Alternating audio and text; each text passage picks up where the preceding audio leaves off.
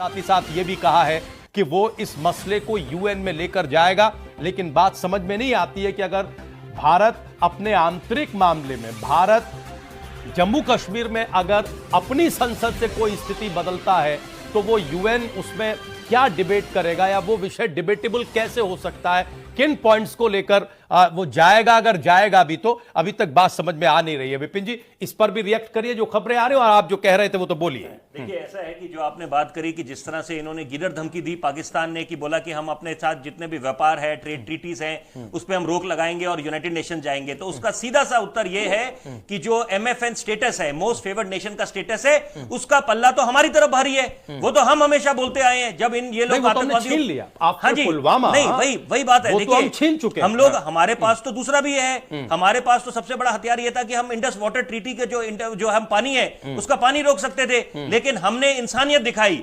हम इंसानियत दिखाने हम वो दिल रखते हैं। हालांकि हमने वो रोकने का ऐलान किया था, हमने ऐलान जरूर करा था, क्योंकि देखिए ना उसके बाद कितनी घटनाएं हुई जब ये बाज नहीं आ रहे थे। बार बार जिस तरह से क्रॉस बॉर्डर वायलेशंस हो रहे थे और जो LOC का वायलेशंस हुए थे, और ये भरोसा होने के बाद रही बात, आप बोलते हैं कि यूनाइटेड नेशंस इसमें क्या दखल अंदाजी कर सकता है, तो ये सवाल ही पैदा नहीं होता। क्योंकि जब ये बात कर रहे हैं कि एक सर्जिकल स्ट्राइक नंबर 3 है, जो ये 370 और 35 से हटाने के बाद, तो ये सर्जिकल स्ट्राइक 3 सर्जिकल स्ट्राइक सिर्फ एक पाकिस्तान पे नहीं है, और ना ही ये जो यहां जहर उगलते हैं हिंदुस्तान में, ये सर्जिकल स्ट्राइक अमेरिका पे भी है, अमेरिका के राष्ट्रपति पर है, डोनाल्ड ट्रंप, जो ये बात कर रहे थे कि मोदी ने, प्रधानमंत्री मोदी ने उनको कहा है कि आप इसमें दखल अंदाजी करिए और मेडलिंग करिए, जबकि ये तो एक बाइलेटरल मामला है, इसमें तो कोई तीसरी पार्टी आ ही नहीं सकती। तो ये कहना कि यूनाइटेड नेशंस आएंगे, ये बिल्कुल एक गीदर धमकी है पाकिस्तान की, ये सवाल ही पैदा नहीं होता। मतलब कुल मिलाकर फेस सेविंग की कोशिश है, फेस सेविंग की कोशिश है। और वो तो खुद आप NSA, आप जो अभी वर्तमान NSA हैं,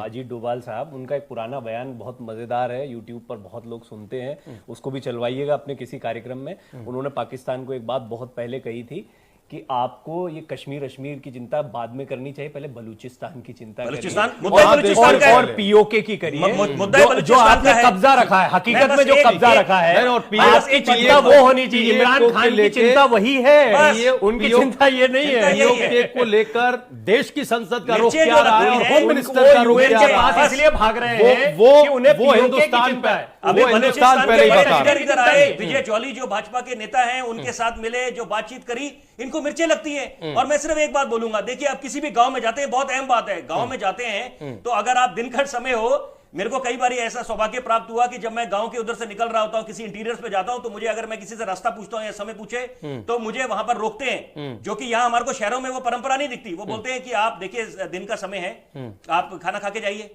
हमारा उनसे कोई परिचय नहीं है किसी तरह से, तो वो उनमें एक तरह के संस्कार हैं। तो इसी तरह से ये जो बॉडी लैंग्वेज है, जिस तरह से अजीत डोभाल जिस तरह से इन लोगों के साथ मिले हैं, असली जो एक आपस में दिख रहा है, तो आप समझ सकते हैं कि कितनी दीवारें बीच में खड़ी करी गई थी।